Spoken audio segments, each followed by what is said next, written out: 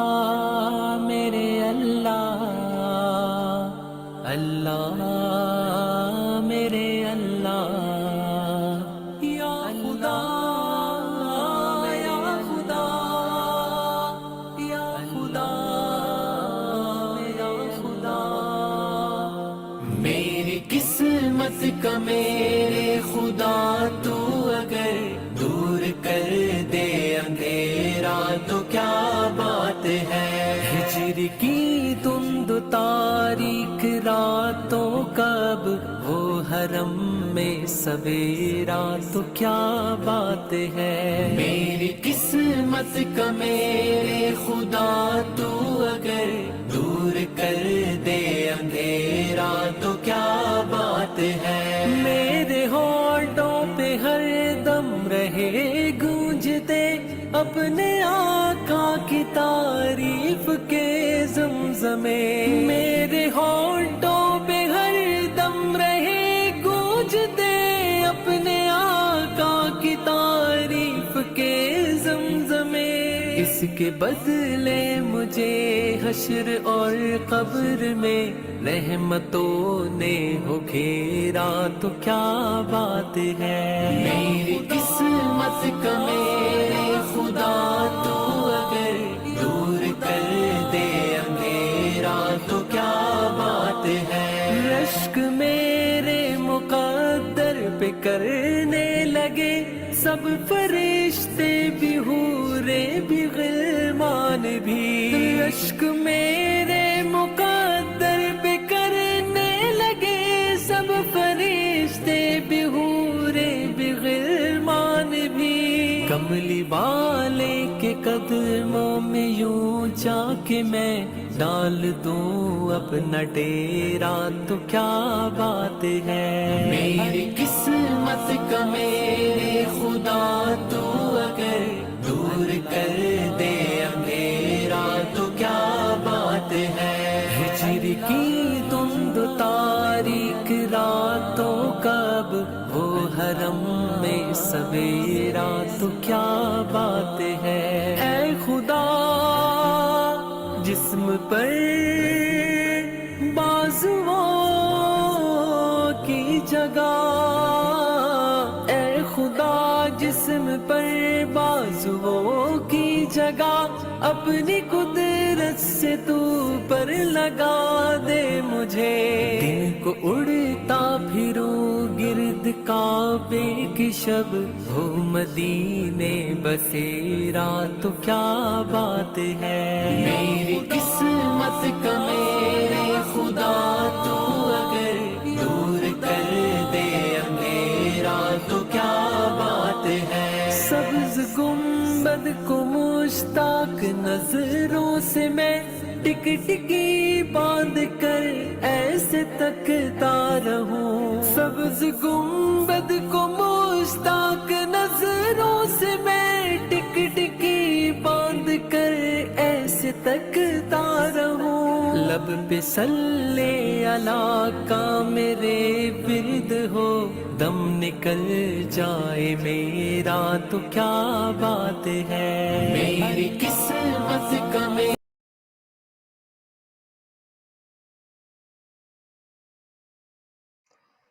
السلام علیکم ورحمۃ اللہ وبرکاتہ ویلکم خیر مقدم ہے آپ سب کا آج کے ہمارے قرآن کی تفسیر کے سیشن میں انشاءاللہ ہمارا جو سلسلہ چل رہا ہے ہم نے سورہ حدید جو قرآن مجید کی 57 سورہ تھا وہ کمپلیٹ کیا ہے آج انشاءاللہ آنے والی صورت نیکسٹ صورت نمبر 58 58ویں صورت سورہ مجادلہ انشاءاللہ اس کو شروع کرتے ہیں ان آیتوں کو تلاوت کرنے سے قبل ہم تھوڑا سا اس سورہ کے بیک گراؤنڈ کے بارے میں یعنی کہ یہ کس وقت نازل ہوئی اللہ تعالیٰ نے اس سورہ میں کیا چیزیں بیان فرمائی ہے کس موضوع پہ بات کی ہے یعنی تھوڑا سا اس کا بیک گراؤنڈ زمانے نزول کو پڑھ لیتے ہیں سب سے پہلے اعوذ باللہ من الشیطان الرجیم بسم اللہ الرحمن الرحیم نام اس سورہ کا نام المجادلہ بھی ہے اور مجادلہ بھی یہ نام پہلی ہی آیت کے لفظ تجادلک سے ماخوذ ہے چونکہ سورہ کے آغاز میں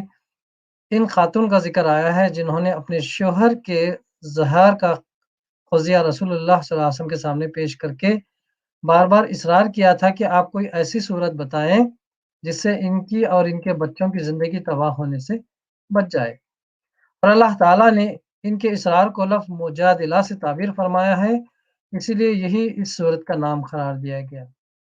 اس کو اگر مجادلہ پڑھا جائے تو اس کے معنی ہوں گے بحث و تکرار، اور مجادلہ پڑھا جائے تو معنی ہوں گے بحث و تکرار کرنے والی۔ زمانۂ نزول، کسی روایت میں اس امر کی تصریح نہیں کی گئی ہے کہ مجادلہ کا یہ واقعہ کب پیش آیا تھا۔ اگر ایک علامت اس سورہ کے مضمون میں ایسی ہے جس کی بنا پر یہ بات تعین کے ساتھ کہی جا سکتی ہے کہ اس کی زمانہ غزوہ احزاب شوال 5 ہجری کے بعد کا ہے۔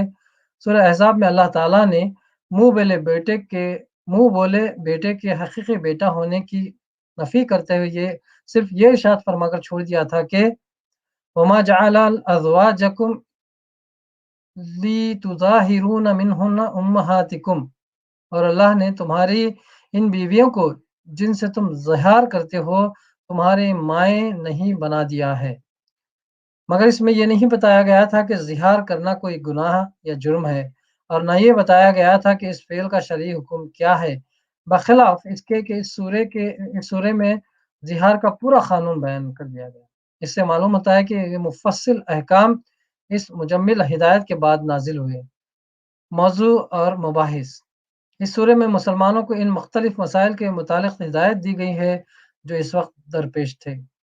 آغاز سورت سے آیت نمبر 6 تک زہار کے شرعی احکام بیان کیے گئے ہیں، اور اس کے ساتھ مسلمانوں کو پوری سختی کے ساتھ متنبہ کیا گیا ہے کہ اسلام کے بعد بھی جاہلیت کے طریقوں پر قائم رہنا اور اللہ کی مقرر کی ہوئی حدوں کو توڑنا یا ان کی پابندی سے انکار کرنا یا ان کے مقابلے میں خود اپنی مرضی سے کچھ اور قاعدے اور قوانین بنا لینا قطعی طور پر ایمان کے منافی حرکت ہے، جس کی سزا دنیا میں بھی ذلت و رسوائی ہے اور آخرت میں بھی اس پر سخت باس پرس ہوتی ہے۔ آیت نمبر 7 to 10 میں منافقین کی سرزش پر گرفت کی گئی کہ وہ آپس میں خفیہ سرگوشیاں کر کے طرح طرح کی شرارتوں کے منصوبے بناتے تھے، اور ان کے دلوں میں جو بغض چھپا ہوا تھا اس کی بنا رسول اللہ صلی اللہ علیہ وسلم کو یہودیوں کی طرح ایسے طریقے سے سلام کرتے تھے جس سے دعا کے بجائے بد دعا کا پہلو نکلتا تھا۔ اس سلسلے میں مسلمانوں کو تسلی دی گئی کہ منافقین کی یہ سرگوشیاں تمہارا کچھ نہیں بگاڑ سکتی، اس لیے تم اللہ کے بھروسے پر اپنا کام کرتے رہو، اور اس کے ساتھ ان کو یہ اخلاقی تعلیم بھی دی گئی ہے کہ سچے اہل ایمان کا کام گناہ اور ظلم و زیادتی اور رسول کی نافرمانی کے لیے سرگوشیاں کرنا نہیں ہے۔ وہ اگر آپس میں بیٹھ کر تخلیہ میں کوئی بات کریں بھی تو وہ نیکی اور تقوی کی بات ہی ہونی چاہیے۔ آیت نمبر 11 to 13 میں مسلمانوں کو مجلسی تہذیب کے کچھ آداب سکھائے گئے ہیں اور بعض ایسے معاشرتی عیوب کو دور کرنے کے لیے ہدایت دی گئی ہیں جو پہلے بھی لوگوں میں پائے جاتے تھے اور آج بھی پائے جاتے ہیں، کہ کسی مجلس میں اگر بہت سے لوگ بیٹھے ہوئے ہوں اور باہر سے کچھ لوگ آ جائیں تو پہلے سے بیٹھے ہوئے اصحاب اتنی سی زحمت گوارا نہیں کرتے کہ ذرا سمٹ کر بیٹھ جائیں اور دوسروں کے لیے گنجائش پیدا کرتے ہیں۔ نتیجہ یہ ہوتا ہے کہ بعد کے آنے والے کھڑے رہ جاتے ہیں یا دہلیز میں بیٹھنے پر مجبور ہو جاتے ہیں یا واپس چلے جاتے ہیں، یا یہ دیکھ کر کہ مجلس میں ابھی کافی گنجائش موجود ہے حاضرین کے اوپر سے پھاندتے ہوئے اندر گھستے ہیں۔ یہ صورتحال نبی صلی اللہ علیہ وسلم کی مجلسوں میں اکثر پیش آتی رہتی تھی، اس لیے اللہ تعالیٰ نے لوگوں کی ہدایت فرمائی کہ اپنی مجلسوں میں خود غرضی اور تنگ دلی کا مظاہرہ نہ کیا کریں، بلکہ بعد کے آنے والوں کو کھلے دل سے جگہ دے دیا کریں۔ اسی طرح ایک عیب لوگوں میں یہ بھی ہوتا کہ کسی کے ہاں خصوصاً کسی اہم شخصیت کے ہاں جاتے ہیں تو جم کر بیٹھ جاتے ہیں اور اس بات کا کچھ خیال نہیں کرتے کہ ضرورت سے زیادہ اس کا وقت لینا اس کے لیے باعث زحمت ہوگا، اور اگر وہ کہے کہ حضرت اب تشریف لے جائیے تو برا مانتے ہیں، ان کو چھوڑ کر اٹھ جائے تو بد اخلاقی کی شکایت کرتے ہیں، اشارے کنایہ سے ان کو بتائے کہ اب کچھ دوسرے ضروری کاموں کے لیے اس کو وقت ملنا چاہے تو سنی انسنی کرتے ہیں۔ لوگوں کے اس طرز عمل سے خود نبی صلی اللہ علیہ وسلم کو بھی سابقہ پیش آتا تھا، اور آپ کی صحبت سے فائدہ اٹھانے کے شوق میں اللہ کے بندے اس بات کا لحاظ نہیں کرتے تھے کہ وہ بہت زیادہ قیمتی کاموں کا نقصان کر رہے ہیں۔ آخرکار اللہ تعالیٰ نے یہ تکلیف دہ عادت چھڑانے کے لیے حکم دیا کہ جب مجلس برخاست کرنے کے لیے کہا جائے اٹھ جایا کرو۔ ایک اور عیب لوگوں میں یہ بھی تھا کہ ایک एक आदमी आकर खामखा हुजूर से तकलीफ में बात करने की ख्वाहिश करता था या मजलिस आम में ये चाहता था कि आपके करीब जाकर सरगोशी के अंदाज में आपसे बात करे। ये चीज़ हुज़ूर सल्लल्लाहु अलैहि वसल्लम के लिए भी तकलीफ़ दह थी और दूसरे लोग जो मजलिस में मौजूद रहते इनको भी नागवार होती थी। इसलिए अल्लाह ताला ने ये पाबंदी लगा दी कि जो शख़्स भी आपसे अलहदगी में बात करना चाहे, वो पहले सदक़ा दे। इससे मकसूद सिर्फ़ ये था कि लोगों को इस बुरी आदत पर मुतनब्बे किया जाए ताकि वो उसे छोड़ दें। चुनांचे ये पाबंदी बस थोड़ी देर तक बाक़ी रखी गई और जब लोगों ने अपने तर्ज़ अमल दुरुस्त कर लिया तो इसे मनसूख़ कर दिया गया। आयत नंबर 14 से आखिरी सूरत तक मुस्लिम माशरे के लोगों को जिनमें मुखलिस अहल ईमान और मुनाफिकीन और मुज़ब्ज़बीन सब मिले-जुले थे, बिल्कुल दो टोक तरीके से बताया गया है। दीन में आदमी के मुखलिस होने का मियार क्या है? एक किस्म के मुसलमान वो हैं जो इस्लाम के दुश्मनों से दोस्ती रखते हैं, अपने मफाद की खातिर इस दीन से गद्दारी करने में कोई तामुल नहीं करे, जिस पर ईमान रखने का दावा करते हैं और इस्लाम के खिलाफ तरह-तरह के शुबहात और वसवसे फैलाकर अल्लाह के बंदों को अल्लाह की राह पर आने से रोकते हैं। मगर चूँकि वो मुसलमानों के गिरोह में शामिल हैं, इसलिए इनका झूठा इकरार ईमान इनके लिए ढाल का काम देता है। दूसरी किस्म के मुसलमान वो हैं जो अल्लाह के दीन के मामले में किसी और का लिहाज तो दरकिनार खुद अपने बाप, भाई और औलाद और ख़ानदान तक की परवाह नहीं करते। इनका हाल ये है कि जो खुदा और रसूल और इसके दीन का दुश्मन है, इसके लिए इनके दिल में कोई मोहब्बत नहीं है। अल्लाह ताला ने इन आयत में साफ फरमा दिया है कि पहली किस्म के लोग चाहे कितनी ही कस्में खा-खा कर अपने मुसलमान होने का यकीन दिलाएँ, दर हकीकत वो शैतान की पार्टी के लोग हैं। और अल्लाह की पार्टी में शामिल होने का शर्फ सिर्फ दूसरी किस्म के मुसलमानों का हासिल है, वही सच्चे मोमिन हैं, इन्हीं से अल्लाह राज़ी है, फलाह वही पाने वाले हैं।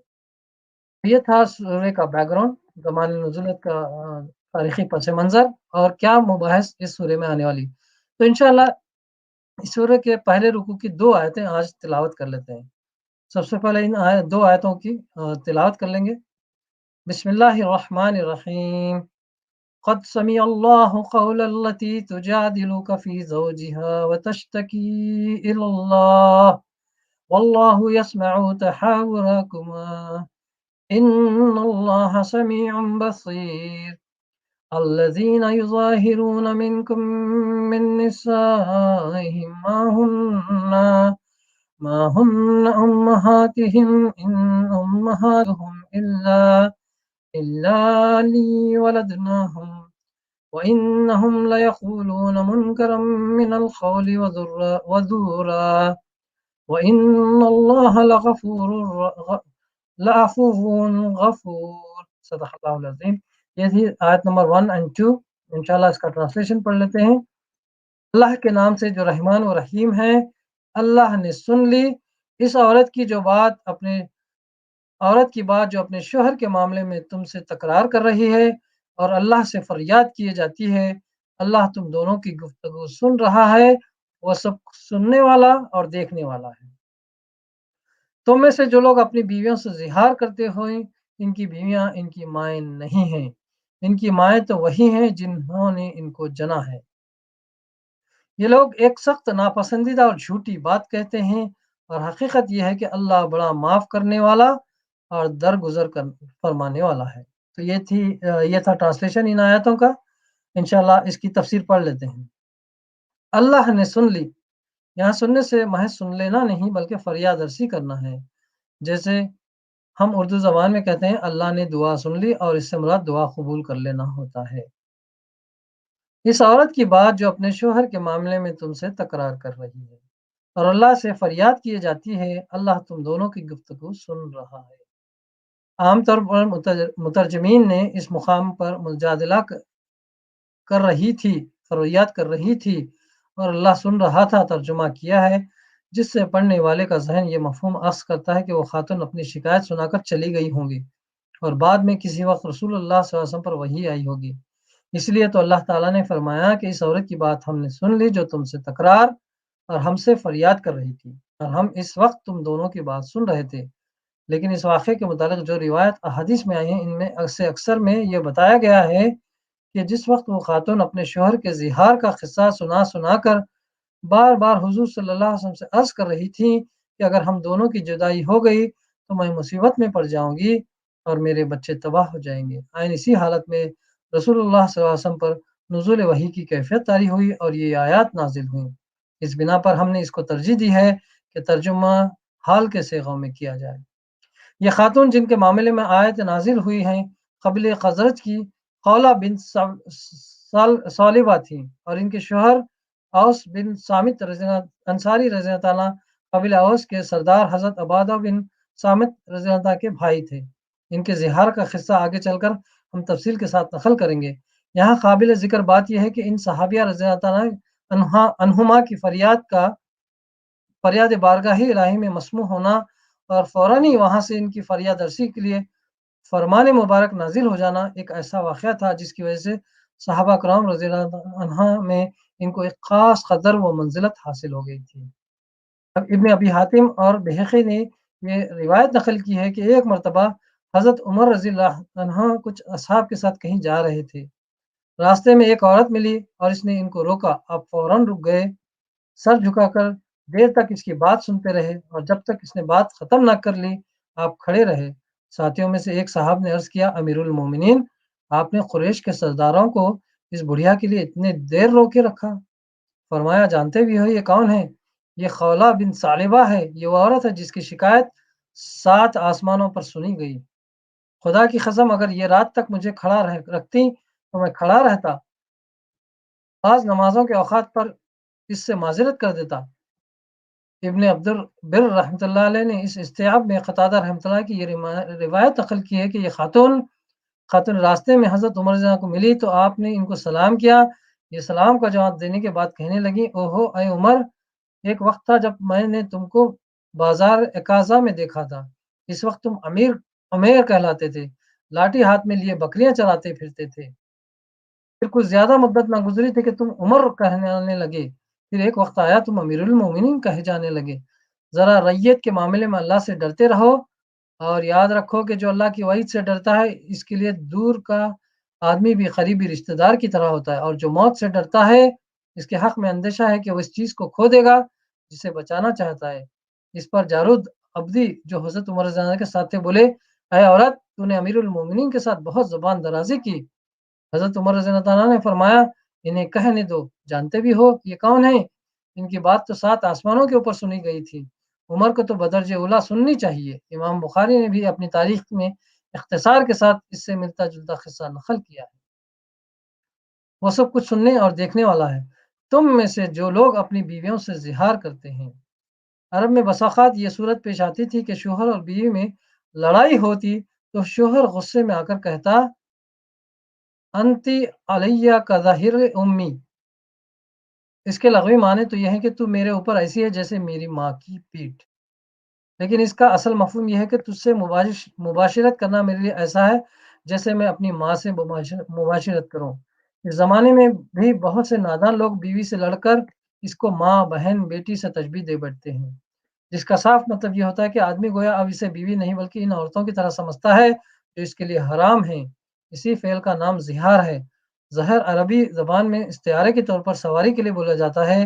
مثلا سواری کے جانور کو زہر کہتے ہیں کیونکہ اس کی پیٹھ پر آدمی سوار ہوتا ہے۔ چونکہ وہ لوگ بیوی کو اپنے اوپر حرام کرنے کے لیے کہتے تھے کہ تجھے زہر بنانا میرے اوپر ایسا حرام ہے جیسے اپنی ماں کو زہر بنانا۔ اس لیے یہ کلمات زبان سے نکالنا ان کی اصطلاح میں زہار کہلاتا تھا۔ جاہلیت کے زمانے میں اہل عرب کے ہاں یہ طلاق بلکہ اس سے بھی زیادہ شدید قطع تعلق کا اعلان سمجھا جاتا تھا، کیونکہ ان کے نزدیک اس کے معنی یہ تھے کہ شوہر اپنی بیوی سے نہ صرف ازواجی رشتہ توڑ رہا ہے بلکہ اسے ماں کی طرح اپنے اوپر حرام قرار دے رہا ہے۔ اسی بنا پر اہل عرب کے نزدیک طلاق کے بعد تو رجوع کی گنجائش ہو سکتی تھی، مگر زہار کے بعد رجوع کا کوئی امکان باقی نہ رہتا تھا۔ ان کی بیویاں ان کی مائیں نہیں ہیں، ان کی مائیں تو وہی ہیں جنہوں نے ان کو جنا ہے۔ یہ زہار کے متعلق اللہ تعالیٰ کا پہلا فیصلہ ہے۔ اس کا مطلب یہ ہے کہ اگر ایک شخص منہ پھوڑ کر بیوی کو ماں سے تشبیہ دے دیتا ہے تو اس کا کہ ایسا کہنے سے بیوی ماں نہیں ہو سکتی، نہ اس کو وہ حرمت حاصل ہو سکتی جو ماں کو حاصل ہے۔ ماں کا ماں ہونا تو ایک حقیقی امر واقعہ ہے کیونکہ اس نے آدمی کو جنا ہے، اسی بنا پر اسے ابدی حرمت حاصل ہے۔ اب آخر وہ عورت جس نے اس کو نہیں جنا ہے محض منہ سے کہہ دینے پر اس کی ماں کیسے ہو جائے گی؟ اس کے بارے میں عقل، اخلاق، قانون، کسی چیز کے اعتبار سے بھی وہ حرمت کیسے ثابت ہوگی जो इस अमर वाक़े की बिना पर जनने वाली माँ के लिए है। इस तरह ये बात इरशाद फरमाकर अल्लाह ताला ने जाहिलियत के इस कानून को मनसूख कर दिया, जिसके रौं से ज़िहार करने वाले शौहर से इसकी बीवी का निकाह टूट जाता था और वो इसके लिए माँ की तरह क़तई हराम समझ ली जाती थी। ये लोग एक सख्त नापसंदीदा और झूठी बात कहते हैं, यानी बीवी को माँ से तशबीह देना अव्वल तो एक निहायत ही बेहुदा और शर्मनाक बात है, जिसका तसव्वुर भी किसी शरीफ आदमी को ना करना चाहिए, कुजा के वो इसे ज़बान से निकाले। दूसरा ये झूठ भी है, क्योंकि ऐसी बात कहने वाला अगर ये खबर दे रहा है कि इसकी बीवी इसके लिए अब माँ हो गई है, तो झूठी खबर दे रहा है। और अगर वो अपना ये फैसला सुना रहा है कि आज से इसने अपनी बीवी को माँ की सी हुर्मत बख्श दी है, तो भी इसका ये दावा झूठा है, क्योंकि खुदा ने इसे ये इख्तियारात नहीं दिए हैं कि जब तक चाहे एक औरत को बीवी के हुक्म में रखे और जब चाहे इसे माँ के हुक्म में कर दे। शारी वो नहीं है, बल्कि अल्लाह ताला है, और अल्लाह ताला ने जन्ने वाली माँ के साथ मादरी के हुक्म में दादी, नानी, सास, दूध पिलाने वाली औरत और अज़वाज नबी को शामिल किया है। किसी को ये हक नहीं पहुँचता कि इस हुक्म में अपनी तरफ से किसी और औरत को दाखिल कर दे, या कि इस औरत को जो इसकी बीवी रह चुकी है, इस इरशाद से ये दूसरा कानूनी हुक्म निकला कि ज़िहार करना एक बड़ा गुनाह और हराम फ़ेल है, जिसका मुर्तकिब सज़ा का मुस्तहिक़ है। और हकीकत ये है कि अल्लाह बड़ा माफ़ करने वाला और दरगुज़र फरमाने वाला है। यानी ये हरकत तो ऐसी है कि इस पर आदमी को बहुत ही सख्त सज़ा मिलनी चाहिए। लेकिन ये अल्लाह ताला की मेहरबानी है कि इसने अव्वल तो ज़िहार के मामले में जाहिलियत के कानून को मनसूख करके तुम्हारी खानगी ज़िंदगी को तबाही से बचा कर लिया। दूसरे, इस फ़ेल का इर्तिकाब करने वालों के लिए वो सज़ा तजवीज़ की जो इस जुर्म की हल्की से हल्की सज़ा हो सकती थी। और सबसे बड़ी मेहरबानी ये है कि सज़ा किसी ज़र्ब या क़ैद की शक्ल में नहीं, बल्कि चंद ऐसी इबादत और नेकियों की शक्ल में तजवीज़ की जो तुम्हारे नफ्स की इस्लाह करने वाली और तुम्हारे माशरे में भलाई फैलाने वाली है। इस सिलसिले में ये बात भी समझ लेनी चाहिए कि इस्लाम में बाज़ जुराइम और गुनाहों पर जो इबादत बतौर कफ़ारा मुक़र्रर की गई हैं, वो ना महज़ सज़ा है कि इबादत की रूह से खाली हों, और ना महज़ इबादत है कि सज़ा की अज़ियत का कोई पहलू इनमें ना हो, बल्कि इनमें ये दोनों पहलू जमा कर दिए गए हैं, ताकि आदमी को अज़ियत भी हो और साथ-साथ वो एक नेकी और इबादत करके अपने गुनाह की तलाफ़ी भी करे। तो ये थी तशरीह आज की इन 2 आयतों की। इंशाअल्लाह ये पहले रुकू का सिलसिला जारी रहेगा आने वाले सेशन में। जज़ाकल्लाह खैर। जज़ाकल्लाह खैर निज़ाम भाई, वालेकुम। बहुत बहुत शुक्रिया। इंशाल्लाह ये है कि अब कल सूरह मुजादला अब तो शुरू हो गई है, तो कल देखें और कंटिन्यू करते हैं सर। इंशाअल्लाह। जज़ाकल्लाह खैर। ओके, अस्सलाम वालेकुम। वालेकुम अस्सलाम व रहमतुल्लाहि। Assalamu alaikum. Hope everyone is doing well. We are back on another Friday now, and as we normally do every Friday, we uh, do a bit of a roundup of the whole week, and we try and discuss some of the things that are obviously happening on a wider scale, some of the things that are shaping up, and obviously anything that is impacting our daily lives in UK or our general overall world, essentially, from the scope of geopolitics, from the scope of any forces coming into the economic side of the world or the markets or anything else in that perspective and beyond as well. I think obviously the biggest news item that has been there since the last year has been about coronavirus. Today marks roughly about 1 year since WHO, the World Health Organization, declared coronavirus as a pandemic. It was the 11th of March last year that they announced that this is now reaching a pandemic level beyond a localized spread of a virus as an endemic or a very small area impacted as such we had for Ebola virus, for example, when it was mainly the continent of Africa that was badly impacted by the virus. But last year, on 11th of March, World Health Organization declared that this is now a global pandemic. And I think we've seen one of the most interesting periods of human history, essentially, when the whole world came together to find a resolution or some sort of a solution of how things are going to be in light in view of the virus, as well as obviously how things are going to shape up beyond the virus.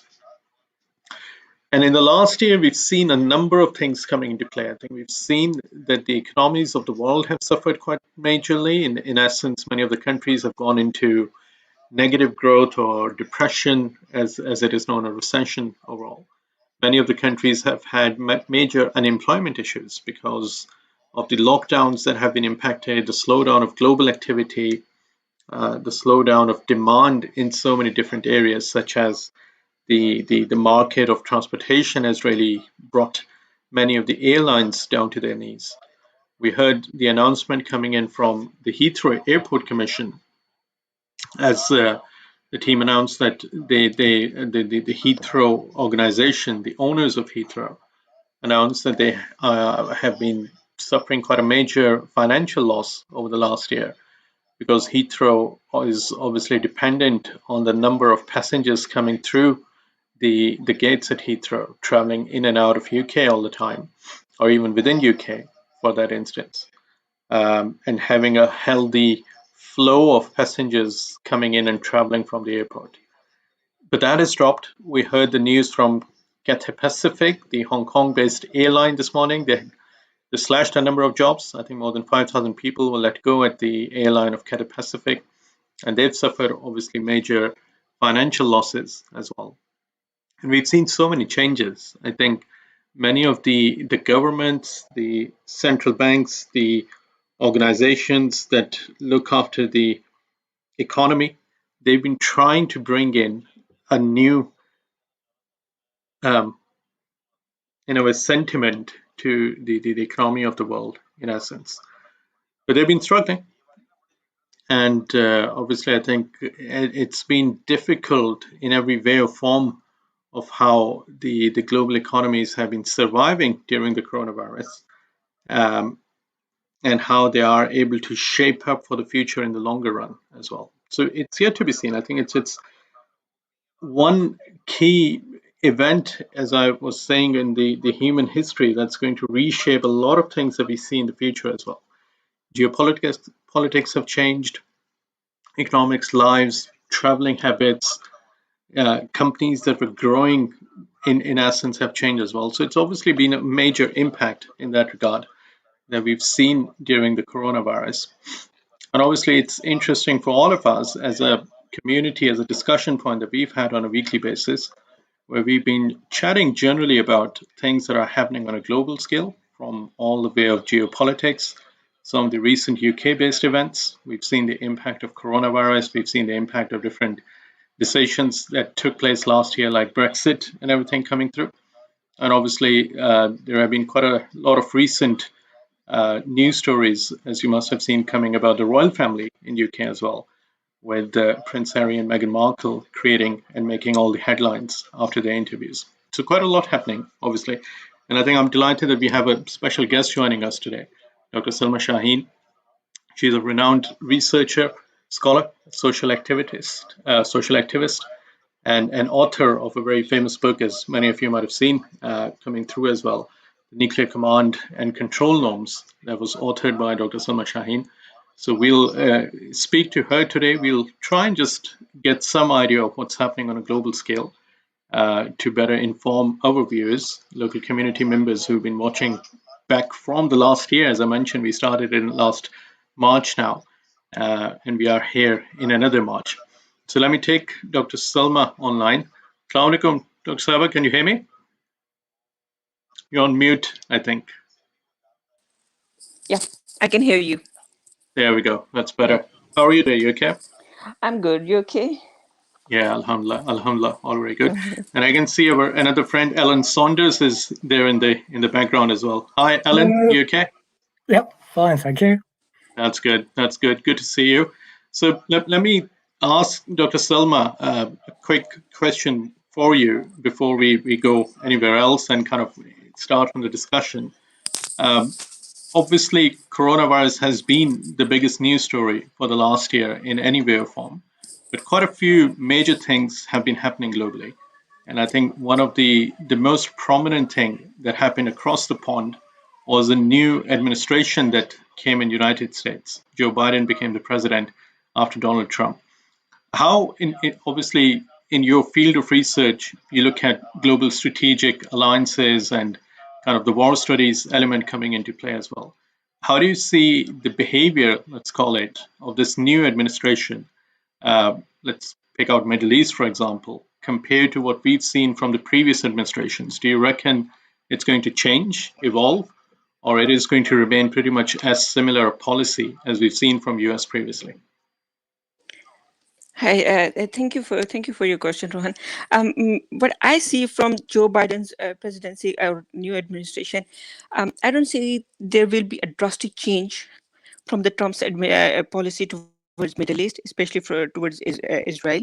So there will be not there will, we can't we won't be seeing a major change or a drastic altogether a change, where, but we do hope that Biden administration might come back to the Iran deal, US-Iran deal, which was actually negated, the whole scrapped by the Trump administration, because it was the former President Obama, who actually negotiated it with Iran. But since now there is no actually formal kind of an statement or initiative taken by the Biden administration to offer or to renew that US-Iran nuclear deal. And we also know that, in coming June, there is a presidential election coming up in Iran. So there will be a change in the government. So there is a little window of opportunity for Biden administration if they really want to renew that deal right now. But in order to revive that deal, obviously there has to be a relaxation in sanctions, and there has to be something coming up from the Iran as well. So we still have to see that, how that goes. As far as Israel is concerned, there has been no government in US so far that can actually deny Israel's, I'm not saying existence, but Israel's importance in the region. So for US, Israel is really important, strategically important. And we also know that, because when Jerusalem was, the embassy was opened in Jerusalem. So Biden, at that time, Biden was not a US president, but he didn't make any statement to condemn that thing, So we see that, there can't be much change, but there might be other countries that US might want to, or Biden administration might want to work with. For example, Turkey, Iran, etc. Because Biden administration talks about multilateralism, not unilateralism. So in that case, we might see a change the way Biden administration will interact with the other states in the Middle East. For example, he recently actually undermined the importance of Mohammed bin Salman, MBS, the crown prince, because one of his representative, I'm forgetting the name actually of that official, but he says that, the counterpart of the President Biden is King Salman, not the MBS. So these kind of the messages that they are actually spreading around, but definitely there will be a multilateralism. But as far as Israel is concerned, there won't be a much change we will see. But we'll definitely hope that there will be some kind of a rapprochement coming up, some kind of an ease in the tension between US and Iran. That's good. So generally the US policy stays, with some minor adjustments and tweaks coming in. And I know I think quite a few people, obviously, in our community belong to South Asia, India and Pakistan. And the issues about escalation and to the point of conflict we've seen about 2 years ago, when there was a major escalation of some air battles and everything happening in that regard. Yeah. So in your view, is that escalation between India and Pakistan, which just impacts not only South Asia, but there's a large community in UK, there's a large community all across the world in that instance as well. So do you see those kind of escalation ladders between those two countries going up as well, or do you see that things are somewhat looking to get normalized in essence, and we were going to see some bilateral ties becoming a bit more normal, cricket ties coming back, and all that sort of stuff? So, what's your view on that side in essence? I guess as far as can you hear me? Yeah, because Yep, we can hear you. me? Yeah. Okay. As far as India and Pakistan is concerned, uh, because there is a Modi administration on the other side, India, which is quite rhetorical in its policies and its statements against Pakistan, and it has openly expressed its attitude or policies towards Muslims within the India. And the action here it has taken, Modi administration has taken in August 29 to revoke the Article 370 that actually you can say that drastically disturbed the status of disputed Kashmir. So the things are not going to de-escalate in the near future. I don't see them. Yeah. Till the time there is an agreement, there is a kind of a rapprochement coming up on Kashmir issue, because the main between India and Pakistan, the main issue is Kashmir issue. One of the positive things that Biden administration actually did is that he did not actually supported Modi's human rights violations in Kashmir, and he still said that this Kashmir is a bilateral issue. That's fine. We both have to India and Pakistan both have to resolve it, but we need to take into account the military developments that are happening in India. For example, I'll just give you a few examples. For example, India is actually working on its satellites technology to monitor its borders between India with Pakistan and China, to see that what are the movements going on. And it has actually recently made certain agreements with Trump administration, which included intelligence sharing as well, which included technological sharing as well, and that obviously impact the Pakistan's response or the overall stability in the region.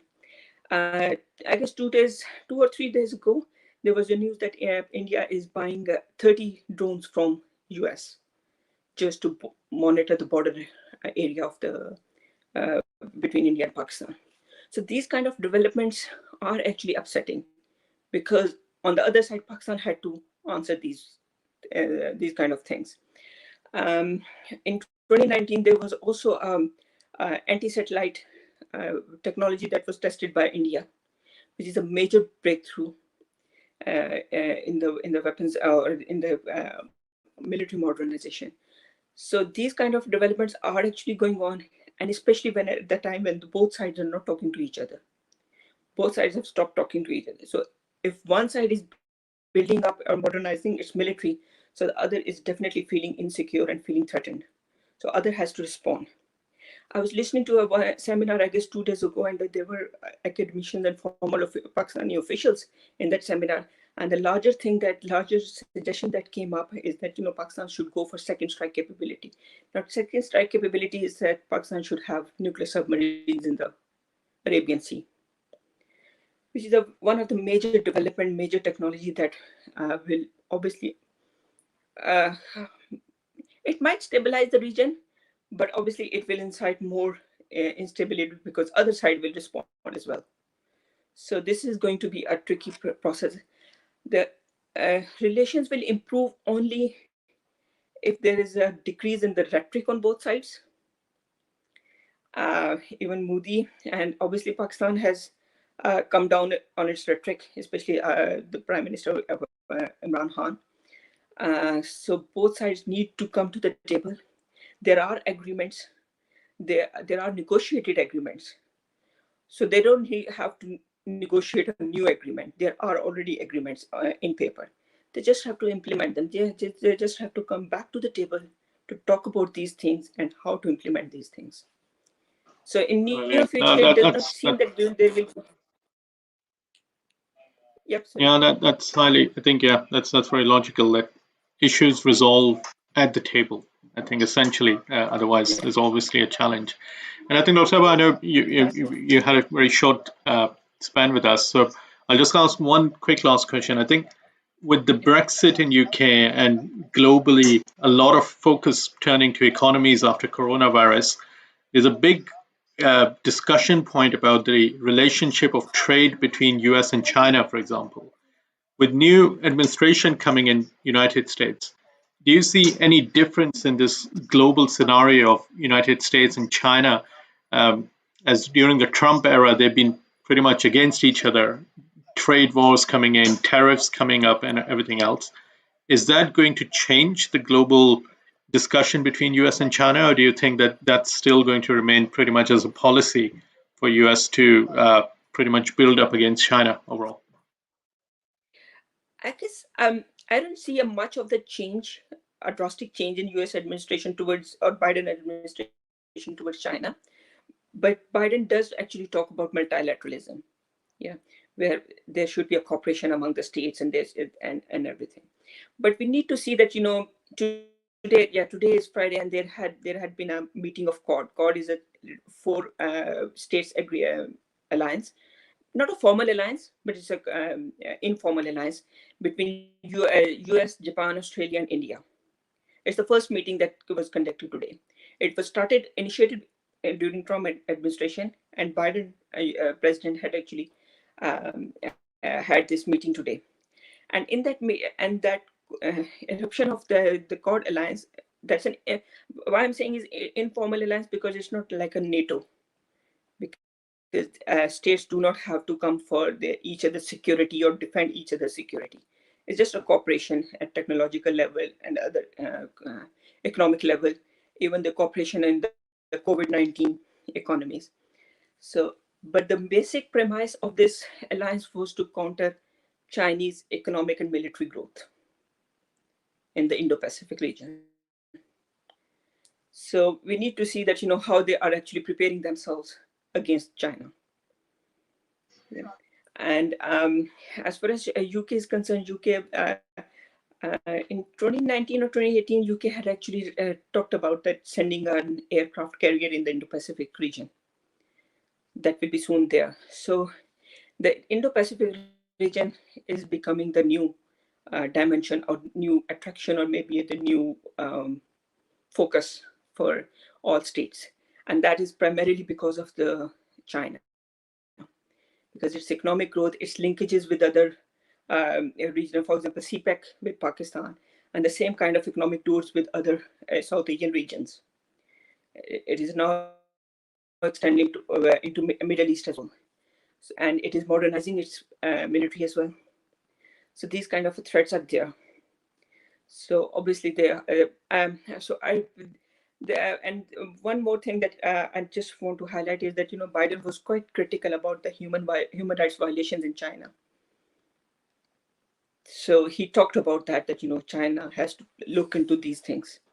So he is not too much, and obviously there are concerns about the democratic norms. We know how the Chinese political system works. So they have the concerns about that. They have the concerns about the human rights violations. And Biden administration is very much vocal on it. So with today's meeting of Quad, actually seems that, you know, there will be not an all-out war in a sense, but the competition will go on between US and China, and that's why US is actually forming its alliances with the other countries. That's brilliant. That's really helpful. I think good dimensions to think from the perspective of the Indo-Pacific element coming in and UK getting involved as well. I do really appreciate your time, Dr. Saba. I think it was a pleasure speaking to you, just getting an overview of what is happening all around the world. So highly appreciate your time, and inshallah, hopefully we see you in the future as well. Jazakallah. Great. So that was, I think there was Dr. Salma Shaheen. Alan, you heard global Yes, scale on how things are shaping indeed. up and what's happening in the whole world. Indeed. Yes. Let's talk about UK. What's happening with Harry and Meghan? Everything seems to be all about.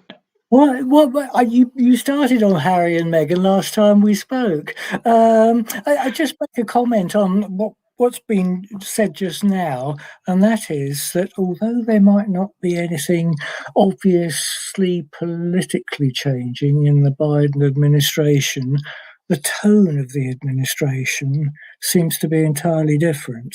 And that's important. You know, how an administration appears to the world has got a lot to do with how they get on with the rest of the world, really, as long as they don't just do one thing and say another. That's as long as the policy is generally reflected by an encompassing tone, shall we say.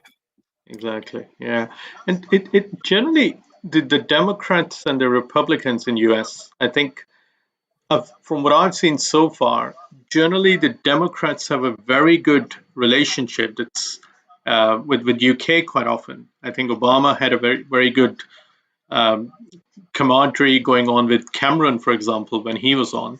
Blair Bush, it was although Republican in US, but Blair Bush had this special relationship. What do you think about UK US relationship with Biden?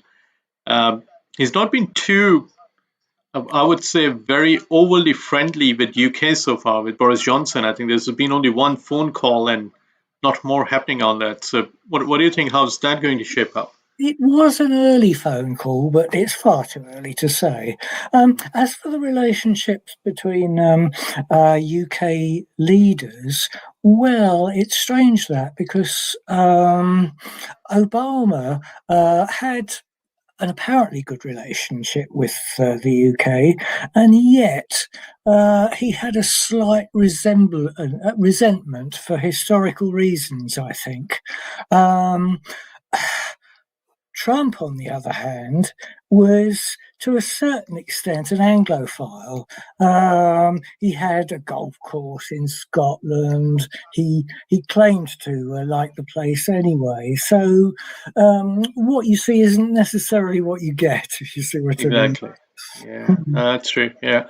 And again, I think with Trump, it was interesting the general public behavior that we had for Obama in UK versus Trump was markedly different. You know, like Obama welcomed with big rallies and all that sort of stuff, and Trump with baby balloons being put up or baby Trump going on. Well, that's the left. That's Sadiq Khan and so on, isn't it? He was hated by the left. They had their good. They had their hate figure to hate, and given the image that he presented, he fell into their hands, really, didn't he? So it's hardly surprising. No, exactly. With Ellen, I think the other topic of interest that's shaping up now is obviously the upcoming local elections in much of England, essentially. I don't know if you're following it. Not with us, I understand. I don't think we're involved. Could Are be we? wrong. I think that there are few in England coming up as well because it was put. Yeah. I mean, we locally. Oh yeah, not locally. Yeah, unless you're going for the consular seat. I don't know if Consular Alan Saunders. Why not? Yes. What you mean our council elections? Well, they're important. Let's face it. Yes. Yeah. Now, how do you see? I think with Hillingdon, it's been pretty much a conservative council for a while now. I don't know. I think since I've been in Hillingdon for the last 13 years, I think it's Ray Puttyfoot who's been the leader for a while. That's right. Yes, conservative. Yeah. Led for as long as I can remember. Yes, it was led by a Labour guy for some time, and he was a bit of a character in a negative sense, and didn't get a very good press. Don't know if anything much happened in between. To be honest, I don't take much interest in local politics. Exactly. Yeah, all the ones, and I think everything is as you say, one thing on the face and another thing in action very often. So yeah. You can ask me about Meghan and Harry if you must. Yeah, absolutely. What's your view? Like we've had Piers Morgan storming off live TV, getting fired from his job out of it. So yeah. What's happening here? I don't.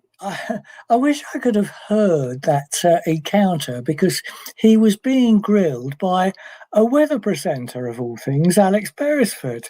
I don't know what he said to upset him.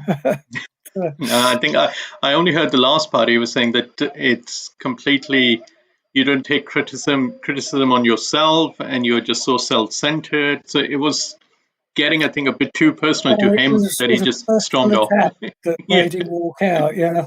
yeah. But what do you think? I think Queen issued a statement. I think there was this very brief statement about being very sad about the way they were feeling, and obviously that little element of recollections might be different on each side. But Yes, which way is it going to go? that was very cleverly worded, that statement. It was succinct. They'd obviously taken a couple of days to think about it and compose it. And when it came out, it was, I think, quite brilliant. It covered all things. It didn't offend anybody, with that little rider, perhaps, that people might see things a little differently. That's yeah, that was a very clever statement, I thought. No, exactly. I think very. It was a very royal statement in essence that somebody with authority and power is coming to the, in a way, this issue with a very focused thinking on. So I think Yes. it was very. But where do you see? I think there's a lot I've seen on, especially on the social media, Twitter and Facebook and everything else, and some of the what they call themselves as the reformists or anti-royalists, they've been going like shouting from the rooftops at the moment that we've been telling royal family is corrupt and racist and this and that, and it's just like they've got more life into it, that we did the whole anti-monarchy thing is getting a new life out of it essentially. So It would do, yes. Anything like this is going to kick them off. Yes, that's right. and My, what's your view? Is that my own getting more position. steam, or Pardon? Pardon? no, I was saying that, do you think that it's going to get more steam in general public as well, anti-monarchy, or is it a phase? I think it's just going to be a phase. I don't think it's going to make that much difference. My own view is that I'm not anti-monarchist. I'm not especially pro. Why throw away 1,000 years of history just to replace one imperfect system with another? Because that's what we'd be doing. We'd Exactly. have a president of some sort who would, guess what, be not all that wonderful all the time, perhaps. 100%. And I think, yeah, with the experiences of all the things that are happening is obviously an issue. I think Farzan and my dad, they're driving. Farzan, can you hear us? Hello? Yeah, well, Alan, Harrow. It I doesn't. think we just keep listening. Just put us on mute, I think. Just so we are part of it. Okay. Yeah, I think they're probably listen-only mode at the moment. So. They can hear us all right, but exactly. it doesn't work if they're driving. I mean, we tried that 4 weeks ago, 2 weeks ago, didn't we? 2 weeks ago. Yeah, exactly. Yeah. Now let's see. I think it's shaping up nicely, and with the schools reopening, obviously in front of our house, you know the whole school traffic and everything else has gotten back to it. What's on your side? Are you seeing that same level of noise and people coming in? Oh, absolutely, yes. Yeah, we're back to normal as far as I can tell. It seems to be basically the same pattern, with the older ones going past at about 7:45 and the younger ones going past about just before 8:30. Yeah, as you say, back to normal. Back to normal, and it's interesting because I don't see any social distancing or anything by the kids essentially, because kids are kids. Like, I've seen them just running about, throwing punches at each other and just having all the fun in the park now. So I reckon that social distancing at the schools thing is pretty much in past now. So, Well, there wasn't any of that before. The last time the children went to school, some of them wore masks, some didn't. They were behaving as normal. I haven't noticed because they've only been back since Monday, and I haven't really noticed what's happening now. But you say they're behaving much the same as they did before. no, Yeah. exactly. So I think that's the thing we were discussing and we were concerned about in that instance, that it's not that the virus is gone essentially. So are we going to see another wave after the schools reopen, or the number of vaccinations are going to exceed the people who are at risk by the virus? So it's going to be interesting, I think, for the next few weeks how that plays out and the number Yeah. of cases and everything comes back. Hopefully, even though the children might catch and even spread the virus about a bit, those of us living in multi-generational families, and I don't obviously, but those that are, the older ones have been vaccinated. So that's going to help a bit. It's not going to be a complete solution, but it might help a bit so that we haven't got this complete third wave. I hope not anyway, don't we all? Exactly. Hope is the only thing we all have at the moment. So. Yeah. Brilliant, Alan. Always a pleasure. So we'll definitely try and connect, hopefully in a week or 2 weeks' time again. See what's the latest. How's Meghan and Harry's story coming through? Oh dear. Yeah. Exactly. But yeah, always a pleasure. Thanks a lot, Alan, for joining, and we'll catch up soon. Bye. Thanks a lot. See you soon. Bye.